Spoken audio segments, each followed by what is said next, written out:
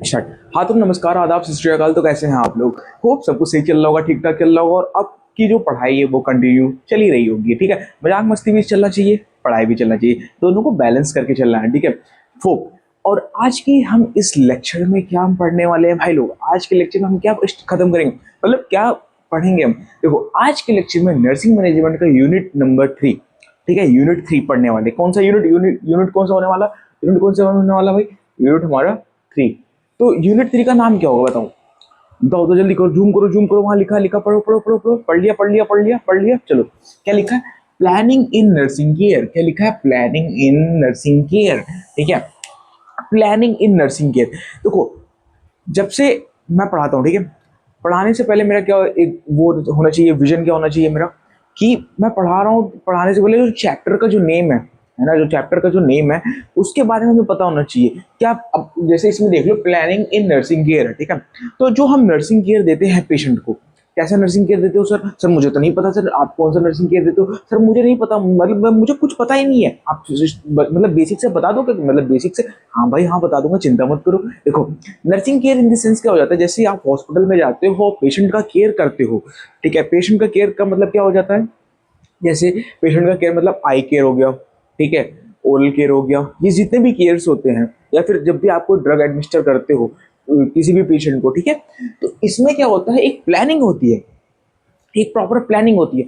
ऐसा तो है नहीं कि मान लो जो ड्रग रखा हुआ है, ये डॉक्टर ने एडवाइस किया कि इसको इवनिंग में लगाना, तुम उसको सुबह लगा रहे हो, है ना? ऐसा तो करोगे नहीं। फॉर एग्जाम्पल फ्लोरोसामाइड है, या फिर लेसिक्स ले लो, सिंपल सा फंडा। ठीक है, एक लेसिक्स लेता हूँ। लेसिक्स को डॉक्टर कभी भी एडवाइस नहीं करेगा कि तुम उसको इवनिंग में दो। ठीक है, वो हमेशा मॉर्निंग में देते हैं, क्योंकि अगर मैं इवनिंग में देता हूँ तो कहीं ना कहीं पेशेंट को दिक्कत होगा आगे चल के। तो वो एक प्लानिंग के अंदर आता है, इसकी वजह से हम उसको सुबह देते हैं। ठीक है, आगे चल के बहुत सारी प्लानिंग प्लानिंग होती है। तो प्लानिंग का मतलब क्या होता है कि हम एक सिस्टमेटिक प्लान बनाते हैं ड्यूरिंग द नर्सिंग केयर, हमें कैसे कैसे केयर देना है पेशेंट को। ठीक है, ये हो जाता है प्लानिंग। अब देखो, प्लानिंग पढ़ने से पहले एटलीस्ट हमें उसके बारे में पता तो होना चाहिए। ठीक है, देखो क्या होता है, it is the major function of the management and forms of platform and forms a platform for nursing management for proper preparation. Sir ये जो डेफिनेशन लिखा है ना आपने, मेरे दिमाग में समझ नहीं आ रहा सर, मैं रट लूं क्या? रट लूं? अरे नहीं नहीं नहीं नहीं नहीं, रटना नहीं है, बिल्कुल रटना नहीं है।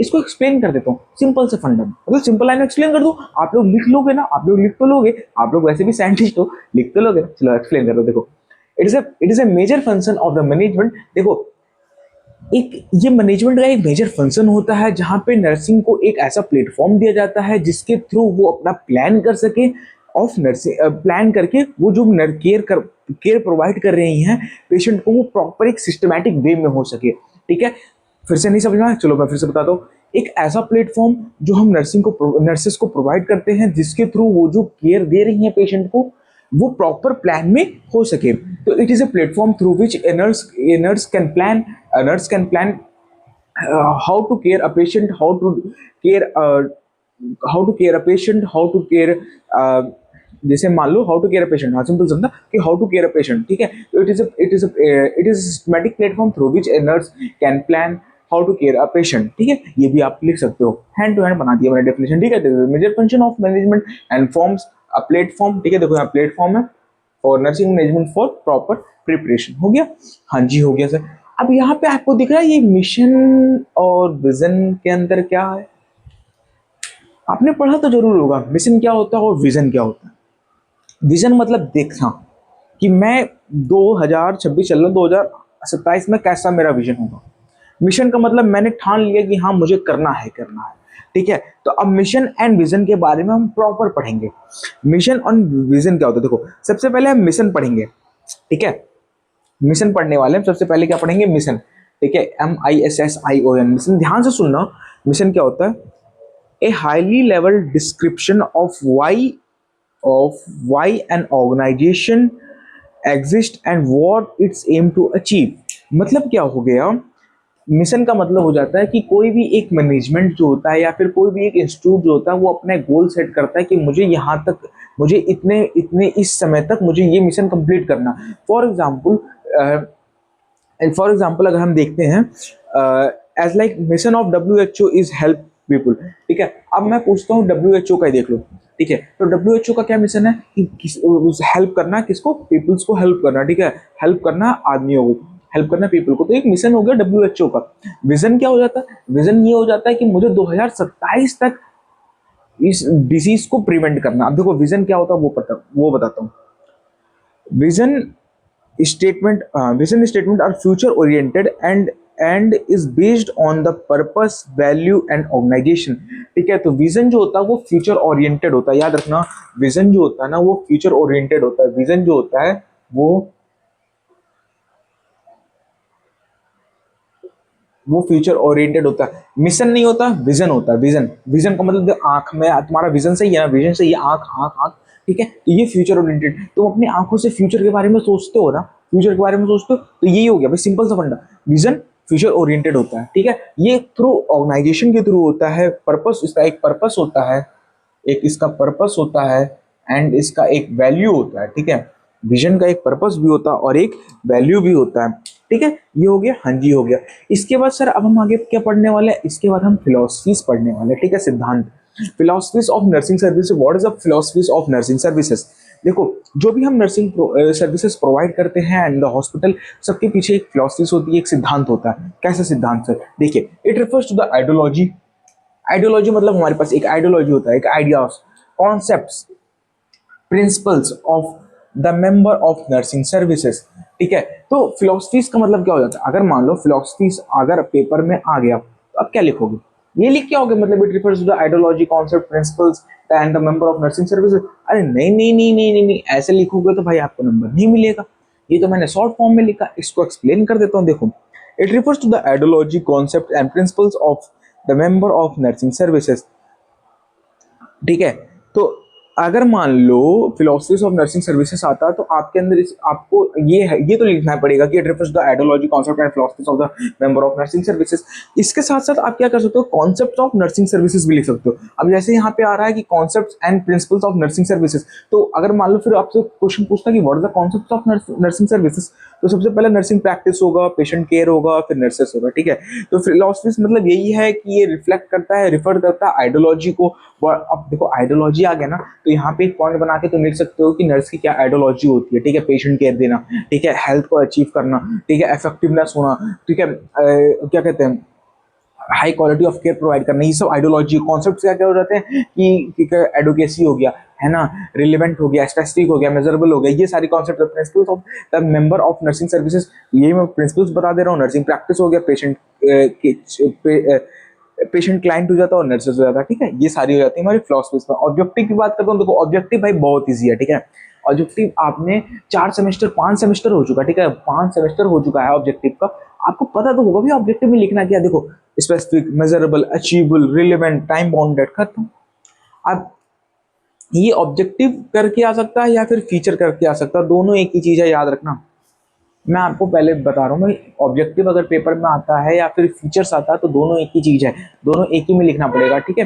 तो अब देखो फीचर्स अगर आ गया तो S M A R T का मतलब हो गया था स्मार्ट। सर मैं स्मार्ट हूँ क्या, आप लोग स्मार्ट हो, आप लोग स्मार्ट हो ना, स्मार्ट हो, स्मार्ट है, हम सब स्मार्ट है, ठीक है। तो स्मार्ट में ही भाई ये हो गया, निमोनिक बन गया, specific, measurable, achievable, relevant and T से टाइम बाउंडेड, ठीक है। ये हो गया, हो गया, हो गया, हाँ जी हो गया, चलो अच्छी बात है।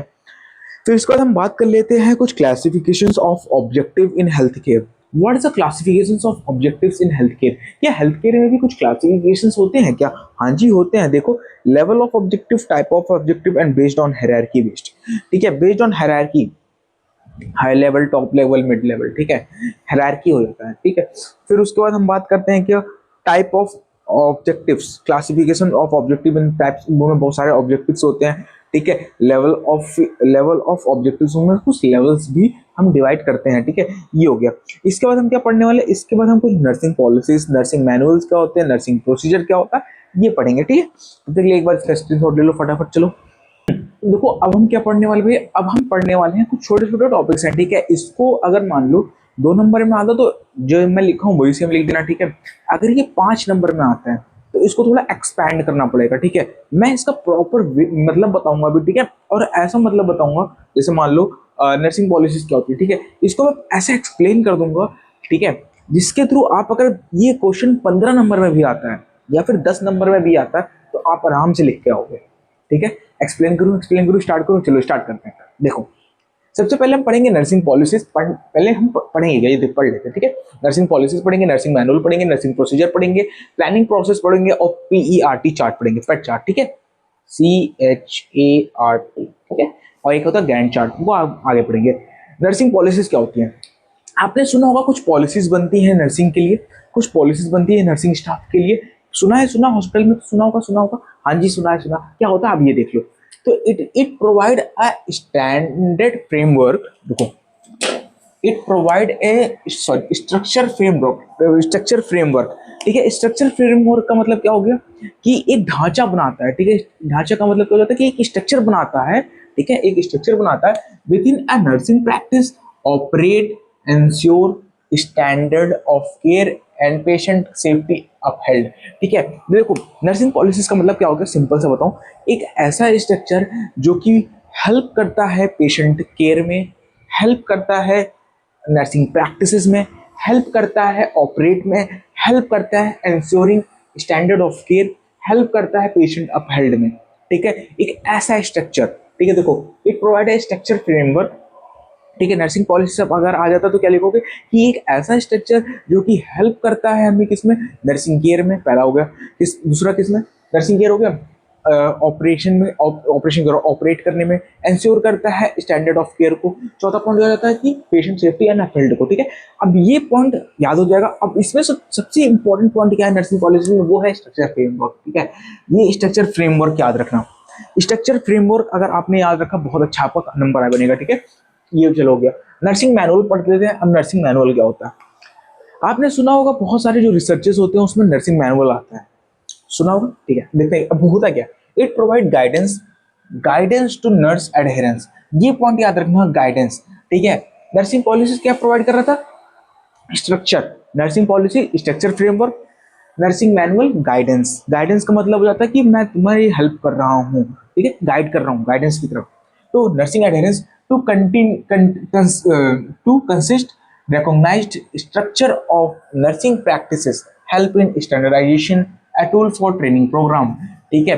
देखो, जब भी मान लो आप MSc कर रहे हो, ठीक है, आप MSc में आपने एडमिशन ले लिया किसी भी फील्ड में, नर्सिंग के फील्ड में हमने MSc में एडमिशन ले लिया, तो बहुत सारी मैनुअल्स होते हैं नर्सिंग के, ठीक है। उसके थ्रू आप पेशेंट का केयर करते हो, वो मैनुअल आपको गाइड करते हैं, ठीक है। जैसे अभी मैं आपको एक मैनुअल दिखाता हूँ, रुक जाओ। जैसे देखो, ये कुछ मैनुअल्स होते हैं, है ना। और हमारे पास जो अभी मैनुअल है वो है, टॉपिक है FBNC पे है, ठीक है, FBNC पे है, केयर ऑफ, देखो ये है, care of normal newborn during first golden hour and beyond, ठीक है। तो ये सब हमारे पास क्या है, ये मैनुअल है, ठीक है। ये पूरा पूरा क्या, ये पूरा क्या है, ये पूरा मैनुअल है, ठीक है। अब इस मैनुअल को हम पढ़ेंगे। मैनुअल पढ़ने के बाद क्या होता है, हमें आइडिया मिलता है। आइडिया मिलेगा तो फिर क्या होगा, हम पेशेंट का केयर अच्छे से कर सकते हैं। तो ये मैनुअल हमें क्या कर पा रहा है, गाइड की तरह तो हेल्प कर रहा है ना, हमारी गाइड की तरह तो हेल्प कर रहा है, ठीक है। तो ये गाइड ऑफ नर्सिंग एडहेरेंस है। नर्सिंग प्रोसीजर क्या होता है? अब देखो, आप लोग गए होंगे हॉस्पिटल में तो बहुत सारे प्रोसीजर देखा होगा आपने नर्स के लिए। नर्सिंग बहुत सारे प्रोसीजर परफॉर्म करती हैं, यही होते हैं नर्सिंग प्रोसीजर। तो standard procedure achieve a high level of patient care. तो एक जब भी देखो, जब भी हम एक स्टैंडर्ड प्रोसीजर करते हैं तो कहीं ना कहीं वो पेशेंट की हेल्थ को इफेक्ट करता है। जो पेशेंट का जो हेल्थ होता है कहीं ना कहीं वो इम्प्रूव होता है, कहीं ना कहीं जो स्टैंडर्ड ऑफ हेल्थ है वो इम्प्रूव होता है कि नहीं होता, यही होता है नर्सिंग प्रोसीजर। तो नर्सिंग प्रोसीजर क्या होता है कि स्टैंडर्ड ऑफ हेल्थ केयर होता है, जिसके थ्रू जो हमारा हेल्थ होता है पेशेंट का, वो कहीं ना कहीं एक स्टेप अप जाता है या फिर एक अचीवमेंट मिलता है उसको, ठीक है। ये हो गया। हाँ जी, प्लानिंग प्रोसेस क्या होता है? देखो, प्लानिंग प्रोसेस के कुछ पर्पस होते हैं। प्लानिंग प्रोसेस होता है क्या, कोई भी प्लान कर रहे हैं उसके लिए एक प्रोसेस होना चाहिए, ठीक है, या फिर कोई भी प्रोसेस है उसका एक प्लानिंग होना चाहिए। सिंपल सा फंडा। प्रोसेस क्या होता है? एम इन डिसीजन मेकिंग, ठीक है। Process, what is the purpose of planning, ठीक है। What is the purpose of planning, भाई प्लान क्यों करते हो तुम, ठीक है। पेपर कल है या फिर 2 दिन बाद है तो आप प्लान करके पढ़ोगे ना कि देखो मैं सुबह 2 घंटा पढ़ूंगा, फिर लंच करूंगा, मतलब खाना खाऊंगा, फिर मोबाइल चलाऊंगा, ठीक है। तो एक प्लान आपका रहता है, ठीक है। तो प्लानिंग प्रोसेस से हमें क्या मिलता है? देखो, प्लानिंग प्रोसेस क्या होता है कि पर्पस, इसका अगर हम पर्पस पढ़ें तो aim in decision making, help करता है हमारे डिसीजन मेकिंग में।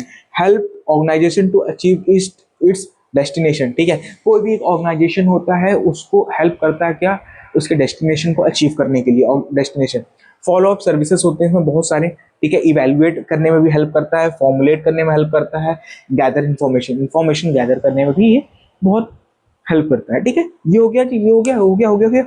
हाँ जी सर, ये हो गया। अब क्या पढ़ेंगे हम? अब जो हम पढ़ने वाले हैं, ध्यान से देखना, क्योंकि अभी तक जो चल रहा था वो तो नॉर्मल नॉर्मल था, ठीक है। ये आएगा, ये कुछ नहीं आता, ये बना के आप देख सकते हो, लेकिन अब जो पढ़ेंगे वो बहुत ज्यादा इंपॉर्टेंट होने वाला है। क्या पढ़ने वाले हैं? PERT chart, PERT and Gantt chart, ठीक है। पर्ट चार्ट किसने दिया था, गैंट चार्ट किसने दिया था? अब पर्ट चार्ट क्या होता है बताओ, पर्ट चार्ट क्या होता है बताओ, तो जल्दी बताओ। कुछ पता है?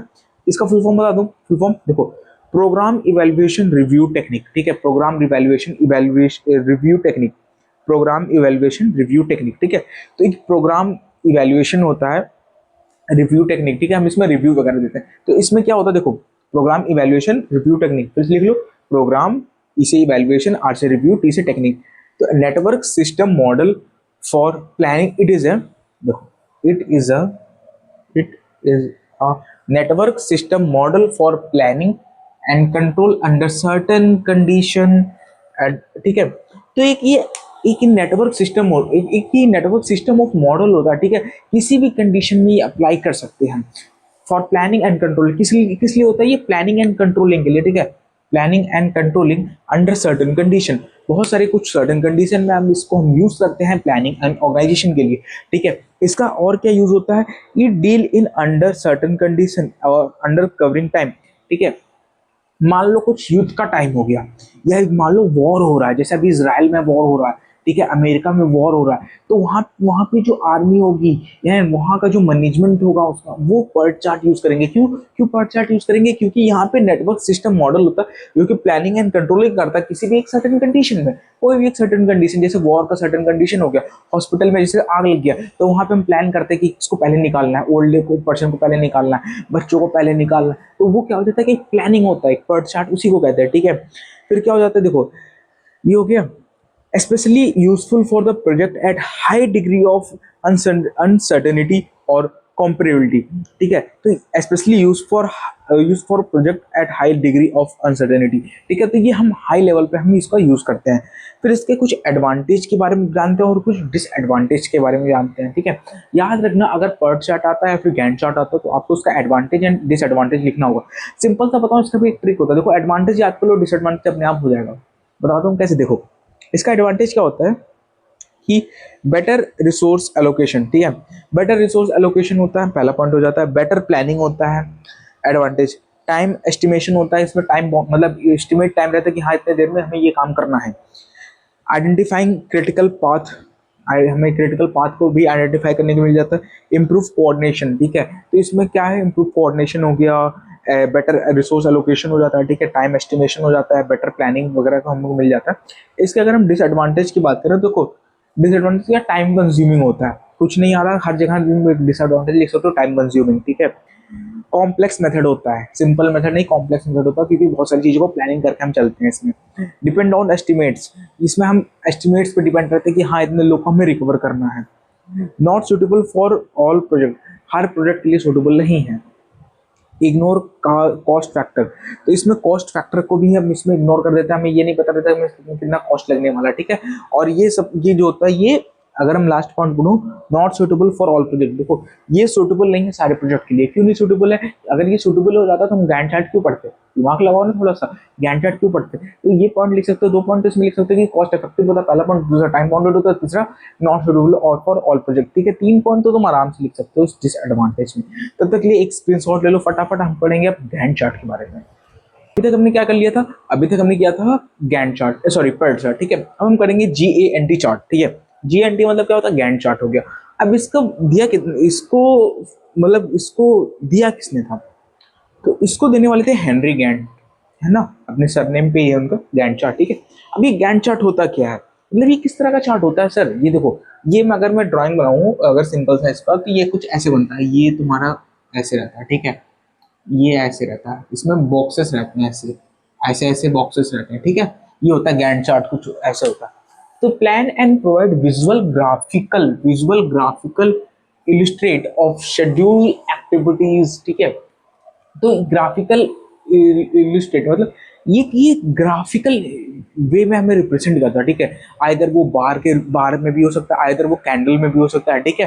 तो आपने अगर वो देखा होगा, क्या कहते हैं, ग्राफिक, वो ग्राफ देखा होगा, ठीक है, ग्राफ देखा होगा, ग्राफ सबने बनाया होगा। तो ग्राफ में ऐसे ऐसे बनता है ना, तो वो सेम यही गैंट चार्ट की तरह होता है, ठीक है। तो ये क्या है, ये प्लान एंड प्रोवाइड करता है विजुअल। हमने कोई एक प्लान बनाया, जैसे कि मुझे मान लो 2000 अपने हॉस्पिटल में 2000 अभी 26 चल रहा, 2026 चल रहा, मुझे 2028 तक क्या करना है, मुझे 2028 तक जितने भी ये इन्फेक्शन, ये बेड साइड इन्फेक्शन हो रहा है उसको रिड्यूस करना है। जितने भी नोजोक्रोमल इन्फेक्शन हो रहे हैं उसको लेस देन 10% पे ला के रखना है मुझे। अभी तो 90 पे है, लेस देन 10 पे ला के रखना है, ठीक है। तो मैंने गैंट चार्ट में क्या किया, उसको फिक्स कर लिया, 2027 लिखा ऊपर, उसके नीचे एक बार बनाया, उसमें लिख दिया कि एटलीस्ट 10%, मुझे 10% पे ला के रखना है, 90% से 10% पे, ठीक है। ये हो जाता है Gantt chart. Use for productivity, production activities, ठीक है। जितने भी हम प्रोडक्शन कर रहे हैं उसकी एक्टिविटीज में इसका हेल्प यूज, इसका हम यूज कर सकते हैं, यूज फॉर प्रोडक्शन एक्टिविटीज, ठीक है। ये हो जाता है। Track specific critical activities to observe, हम इसमें ट्रैक भी कर सकते हैं विजुअल स्पेसिफिक क्रिटिकल एक्टिविटीज को, ठीक है। Use for production activities, each each event in bar, separate time duration, ठीक है। इसमें हम बार में रिप्रेजेंट करते हैं और जितने भी इसमें जितने भी टाइम होते हैं वो सब ड्यूरेशन में रहता है, ठीक है। Repeat time duration, repeated time duration हो गया। इसके कुछ एडवांटेज के बारे में बात कर लेते हैं और डिसएडवांटेज। देखो, अगर गैंट चार्ट आता है तो सिंपल देखना है कि विजुअल ये विजुअल ग्राफिकल इल्यूजन होता है या फिर इल्यूस्ट्रेट होता है, जिसके थ्रू प्लान करते हैं किसी भी एक स्पेसिफिक वर्क को, ठीक है। और उसके बाद क्या होता है, ये प्रोडक्शन एक्टिविटीज में बहुत ज्यादा हेल्प करता है। दो पॉइंट लिखना, पहला प्रोडक्शन एक्टिविटीज, दूसरा स्ट्रक्चरल प्लान करते हैं थ्रू द बार में रिप्रेजेंट होता है हमें।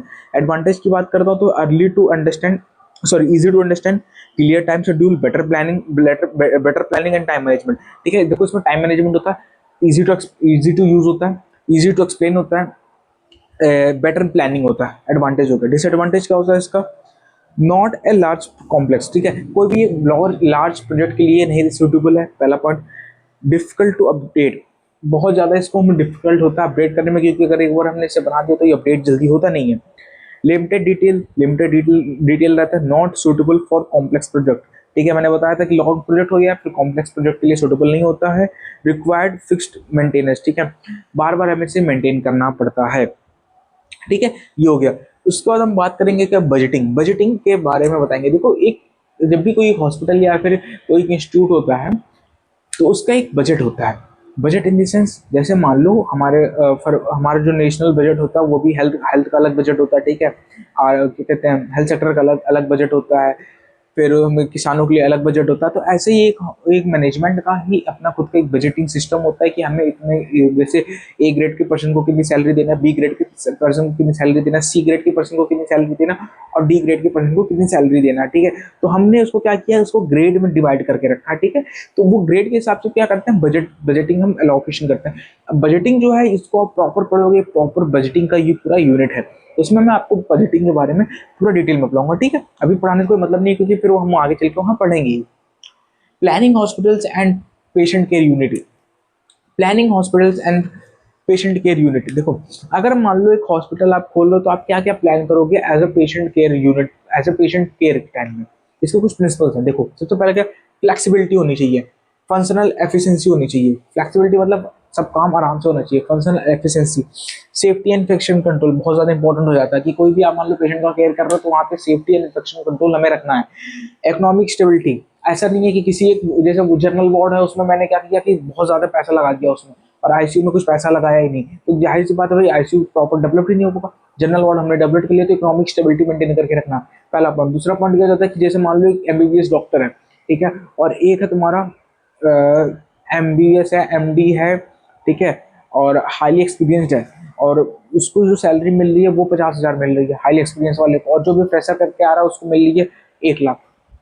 तो भाई इकोनॉमिक स्टेबिलिटी, वो तो भाई छोड़ के चला जाएगा। तो कहीं ना कहीं हमें इकोनॉमिक स्टेबिलिटी मेंटेन कर रखना, जो भी हम सैलरी दे रहे हैं उसके अंदर कहीं ना कहीं इकोनॉमिक स्टेबिलिटी मेंटेन करके रखना, ठीक है। ये हो गया।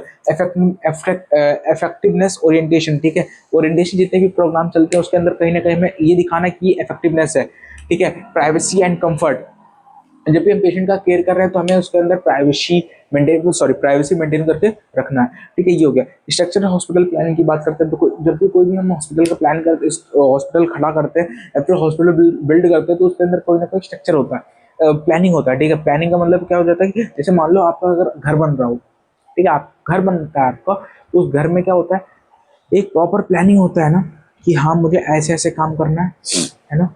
एक प्रॉपर सेटअप होता है कि हाँ नहीं ऐसे ऐसे मतलब इतने इस रूम में ये रखेगा जाएगा, इसकी ये वॉशरूम होगा, ये मतलब गेस्ट रूम होगा, ये ड्राइंग रूम होगा, ये यहाँ पे पार्किंग होगा। सब एक प्लान, एक सिस्टमेटिक प्लानिंग में चलता है ना, जिसको हम हिंदी में बोलते हैं नक्शा बनाना, ठीक है, या फिर मैप बनाते हैं हम उसका, ठीक है, यही होता है। तो स्ट्रक्चर हॉस्पिटल प्लानिंग का देखो साइट सिलेक्शन, सबसे पहले हमें साइट का सिलेक्शन करना है, डिजाइन मेंटेन करना, लेआउट को मेंटेन करना, जोनिंग हो गया, जोनिंग मतलब कहाँ पे हॉस्पिटल होना चाहिए, सर्कुलेटरी सिस्टम देख सॉरी सर्कुलेशन सिस्टम देखना कि प्रॉपर सर्कुलेशन है कि नहीं है, पानी का सप्लाई देखना, सेफ्टी मेजर्स देखना, ये सारी चीजें हो गई, ठीक है। Functional planning of hospital, what is a functional, functional का मतलब होता है कि एक हॉस्पिटल में कौन कौन से कितने टाइप्स के फंक्शन होते हैं। सबसे पहला ओपीडी होता है, ठीक है, फिर उसके बाद क्या था आईपीडी होता है, आईपीडी ओपीडी हो गया, आईपीडी हो गया, वार्ड प्लानिंग हो गया, ठीक है, सीएसएसडी डिपार्टमेंट हो गया, सीएसएसडी डिपार्टमेंट का मतलब जितने भी स्टरलाइजेशन प्रोसेस होते हैं सब सीएसएसडी के अंदर आता है, ठीक है। सेंट्रल स्टरलाइजेशन, लॉन्ड्री सर्विसेज हो गया, किचन सर्विसेज हो गया, lab, medical record, emergency services, ये सारी चीजें इसके अंदर आती हैं, ठीक है। एक बार आप लोग इसका स्क्रीनशॉट ले लो फटाफट, ले लिया ले लिया। इसका हम क्या करेंगे, planning of emergency and disease, ठीक है। मान लो कोई भी इमरजेंसीज हो गई या फिर कोई भी डिसीज एकदम से आ गया, फिर इमरजेंसीज में हम क्या क्या एज अ नर्स हम प्लान करते हैं, ये पढ़ने वाला है, ठीक है। एक बार स्क्रीनशॉट ले लो फटाफट। चलो देखो अब हम लास्ट मोड पर आ चुके हैं। लास्ट का मतलब क्या हो जाता है भाई, last but not the least, ठीक है। तो planning for emergencies and disease, तो हम अब अगर हमें इमरजेंसीज कोई हो गई हॉस्पिटल में या फिर कोई डिजीज का आउटब्रेक हो चुका है, तो उसके लिए हम क्या क्या प्लानिंग करेंगे, अब इसके बारे में हम पढ़ने वाले हैं, ठीक है। सबसे पहले क्या होता है principles of disease planning. What is the principles of disease planning, उससे पहले अगर हमें पता होना चाहिए तो क्या होता है डिजास्टर मैनेजमेंट क्या होता है। देखो डिजास्टर मैनेजमेंट का मतलब हो जाता है कि it is a comprehensive and multi disciplinary approach. क्या हो जाता है कि कॉम्प्रिहेंसिव, देखो कोई भी डिजास्टर आ जाता है हमारे पास, कोई भी डिजास्टर है, ठीक है, इधर वो फायर लग गया, इधर वो फ्लड हो गया, ठीक है, या इधर वो छती गिर गया हमारे पे, तो एक comprehensive and multi disciplinary approach होता है, ठीक है। मल्टी डिसिप्लिनरी का मतलब बहुत सारे लोग आके एक जगह काम करते हैं उस डिजास्टर को खत्म करने के लिए, ठीक है। जैसे मिटिगेशन हो गया, प्रिपेयर्डनेस हो गया, रिस्पॉन्स हो गया, रिकवरी हो गया, ठीक है, ये सारी चीजें होती है। एक मॉक ड्रिल भी होता है, ठीक है, एक मॉडल देखा होगा हॉस्पिटल में मॉक ड्रिल भी होता है, ठीक है। कोड ब्लू होता है हार्ट हार्ट पेशेंट के लिए, तो हम मॉक ड्रिल भी करते रहते हैं हर महीने, मतलब हर मंथ हम मॉक ड्रिल करते हैं, जिसके थ्रू जो वहाँ के जो वर्कर हैं, जो भी एम्प्लॉयज हैं, वो क्या हो सके प्रॉपर उसके लिए आने वाले सिचुएशन के लिए वो हो सके क्या क्या क्या प्रिपेयर हो सके, ठीक है। चलो ओके, इसका बाद हम इसके principles of disaster planning, disaster sorry disease plan की बात करते हैं, ठीक है। What is the principles of disaster management planning, what is the principles of disaster management planning, ठीक है। देखो कॉम्प्रिहेंसिव अप्रोच, रिस्क रिडक्शन करना, ज़्यादा रिस्क ना हो, इंटीग्रेटेड एफर्ट लगाना, रिकवरी होनी चाहिए, फ्लेक्सिबिलिटी, डिसीजन और मोर डिसीजन मेकिंग, कोऑर्डिनेट रिस्पॉन्स, ठीक है, ये सारी चीज़ें हो जाती हैं। तो अगर मैं बात हूँ what is the principles of disaster management, ठीक है। देखो principles of disaster management and planning, disaster management and planning, ठीक है। Principles of disaster management and planning में क्या होता है, तो कोई भी डिजास्टर मैनेजमेंट हो गया फिर प्लानिंग हो गया, उसके प्रिंसिपल्स क्या, फ्लेक्सिबिलिटी होना चाहिए, प्रमोट करा डिसीजन मेकिंग को। खुद सोचो यार दिमाग से, ये जो लिखा है इसको रटो मत, ठीक है, जो लिखा है उसको रटो मत, दिमाग से सोचो कि आराम से कर लो क्या होगा। सबसे पहला प्रमोट करना फ्लेक्सिबिलिटी को, प्रमोट फ्लेक्सिबिलिटी होना चाहिए, इफेक्टिवनेस होना चाहिए, दूसरा पॉइंट होना चाहिए कि जो भी कहाँ क्या डिसीजन प्रमोट करना डिसीजन मेकिंग को। चौथा क्या जाता है कि हाईली एम्पावर होना चाहिए। पांचवा पॉइंट होता है कोऑर्डिनेट रिस्पॉन्स होना चाहिए, ठीक है, रिस्क जो भी रिस्क है उसको हमें रिड्यूस करके चलना है, ठीक है, ये हो गया। Facilitate responsibility for what is the faculty responsible for disaster management, कोई भी अगर डिजास्टर हो गया उसको मैनेज करने के लिए कौन कौन सी फैकल्टी रिस्पॉन्सिबल होती है। सबसे पहले हमारा हो जाता है इमरजेंसी डिपार्टमेंट, क्योंकि ये सबसे ज्यादा केसेस वहीं पे आते हैं। ट्रॉमा सेंटर होता है, आईसीयू हो गया, ओटी हो गया, लैब हो गया, ठीक है, फार्मा हो गया, फिर ब्लड बैंक हो गया। सबसे अगर मैं प्रियोरिटी भी बोलता हूँ तो इमरजेंसी होता है, फिर उसके बाद ट्रॉमा सेंटर आता है, ठीक है। सबसे पहले इमरजेंसी पे अगर मान लो कहीं पे भी मान लो हादसा हो गया, या फिर मान लो भूकंप आ गया, अर्थक्वेक आ गया, तो वहाँ पे कोई अगर कोई भी पर्सन या फिर कोई भी एम्प्लॉय वहाँ पे अगर उसको इंजरी होगी तो सबसे पहले कहाँ पे भाग के आएगा, ओटी में जाएगा क्या वो? नहीं ना, सबसे पहले कहाँ जाएगा, आईपीडी में जाएगा क्या, कि नंबर पर्चा लगा के सर मेरा नंबर दे दो? अरे ऐसा तो नहीं होता, वो ओपीडी में आएगा सबसे पहले, अरे सॉरी इमरजेंसी में आएगा सबसे पहले ना भाग के। तो इमरजेंसी सबसे प्रायोरिटी पे होना चाहिए, facilities sorry faculty responsible for disaster management में। फिर उसके बाद हम role of nurse in disaster management की बात करते हैं। देखो फर्स्ट सेमेस्टर से पढ़ते आ रहे हो भाई, डिजास्टर मैनेजमेंट में रोल ऑफ नर्स क्या होता है, फिर से बता देता हूँ। देखो प्रिपेयर्डनेस होना चाहिए, रिस्क मिटिगेशन मिटिगेशन होना चाहिए, ठीक है, recovery, leadership, documentation, community of assessment, capacity building होना चाहिए, ट्रेनिंग प्रोग्राम वगैरह वगैरह वगैरह सब चीज़ें, ठीक है, ये सारी चीज़ें हो जाती हैं, ठीक है। ये इसके बाद हमारा जो चैप्टर होता है वो होता है एंड ऑफ क्या, यूनिट 3, ठीक है, यूनिट 3 एंड हो जाता है हमारा। इससे रिलेटेड अगर कोई भी डाउट हो या फिर कोई भी आपको कुछ समझ ना आ रहा हो टॉपिक पे स्पेसिफिक, आप कमेंट करो, मैं उसके बारे में एक्सप्लेन कर दूंगा आपको प्रॉपर डिटेल, ठीक है। अगर नोट्स चाहिए तो नोट्स के लिए भी कमेंट कर देना, नोट्स आपको मिल जाएगा, ठीक है, आइदर वो व्हाट्सएप पे मिलेगा फिर हम टेलीग्राम पे भी आपको नोट्स प्रोवाइड कर देंगे प्रॉपर, ठीक है, पीडीएफ फॉर्म में। तब तक के लिए जय हिंद जय भारत, और इसी तरह के बने रहो। और हाँ एक बात और है भाई, चैनल को सब्सक्राइब करके जाना, ठीक है, चैनल को सब्सक्राइब कर दो, लाइक कर दो, क्योंकि मेहनत मैं कर रहा हूँ, आपको कंटेंट मिल रहा है, ठीक है।